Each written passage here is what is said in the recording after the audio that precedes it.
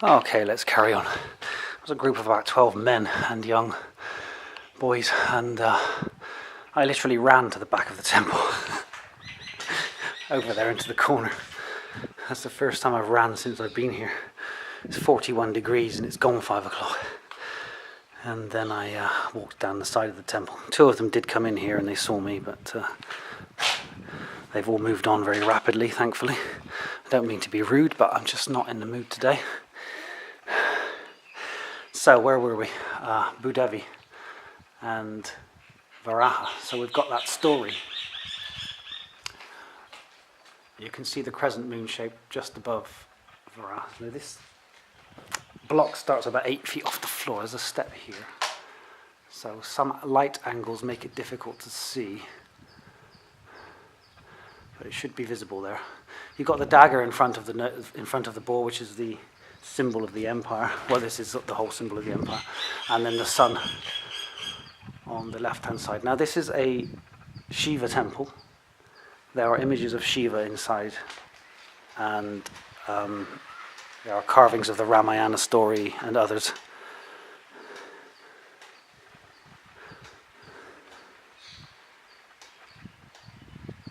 Someone just going past on a bicycle.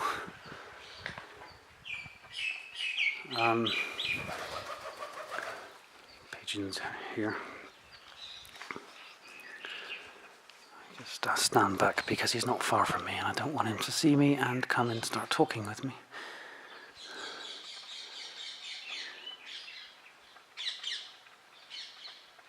Okay, I think he's moving on. So, that crescent moon shape represents Devi. Now Devi is also personified, and that's her standing there. So in that sense, like much of Hinduism, meanings and explanations are very fluid and often don't have one meaning. So that crescent moon, although it's Devi, could also be seen as the symbol for Shiva, because this is a Shiva temple, and Shiva has the crescent moon in his hair, as you know, because he's the Lord of Time. So Devi is here, and she's standing on the back of Varaha. You see the tail, you see the body, and the interesting thing here is when it gets to the head is then an elephant. You see the trunk here, the teeth, and he's spewing this plant-like material which goes all the way around and through the other side of her arms. Devi is often portrayed with herbs and various plants because she's the mother goddess of the earth. So that's what she represents. And the reason that Varaha has an elephant's head is because he grows to the size of an elephant to defeat the demon. And then he lifts Devi out of the primordial waters and puts her back in her rightful place in the universe. So that's what this carving is symbolizing. I'm getting buzzed by mosquitoes again. They're a nightmare. I woke up with lots of bites today. There are some other carvings. These go all the way up.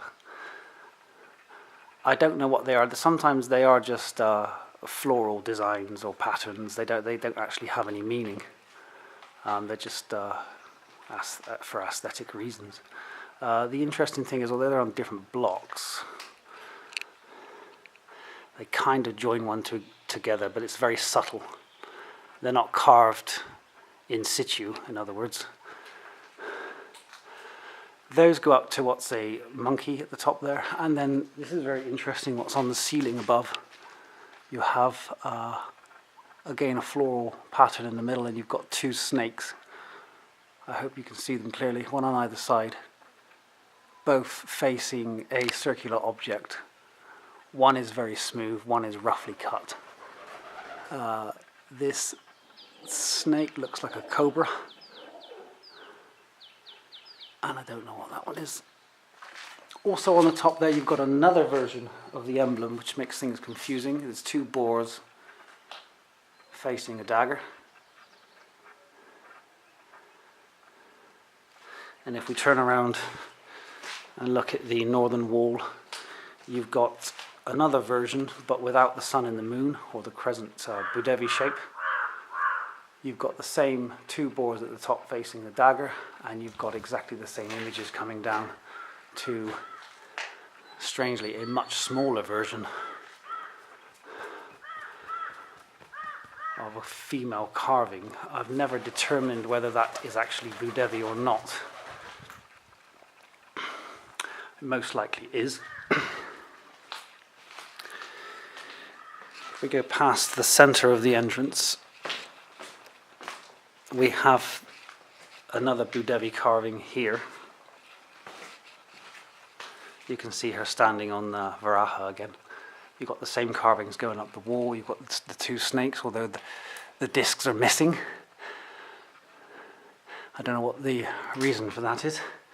And here you've got another Bhudevi, and she's also standing on a platform, the same as the other one, the smaller one at the entrance. So on this side, Bhudevi is standing on Varaha. And on this side, she's not. She's standing on a platform, if it's Bhudevi at all. So there's some strange things here that need answering, and I've never been able to decipher them. Why there are 5 symbols of the Vijayanagara here, all slightly different. Well, 2 of them are the same. There's the other one, by the way. Can't see that with the shadow now, but you've got the crescent moon above the boar at the back. Why these 2 snakes? These at the entrance have 2 discs in front of them, and these ones don't. So I get the feeling they're trying to say something. There's a message there that needs to perhaps be deciphered, or there may be no meaning at all. They may have just had a bit of artistic license when they were carving, who knows. I don't want to infer too much meaning into those things because there may be none, although I have in my book elaborated on these things for the reasons of the book, of course. Interestingly, I'm just going to risk leaving my camera lens and bag there quickly. There's another carving of the Vijayanagara emblem on this wall here. Again, this is without the sun and the crescent moon shape. See the outer walls of the temple here.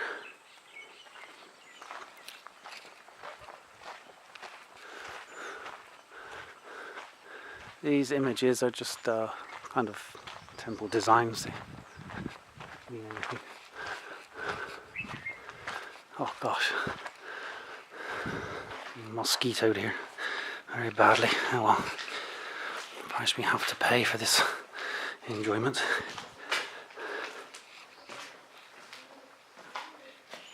Anyway, I hope that's cleared a few things up.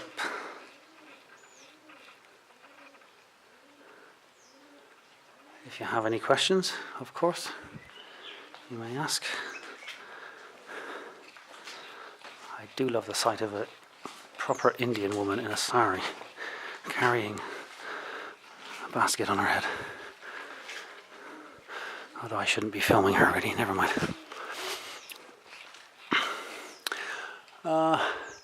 There's not much else I wanted to say at this present moment.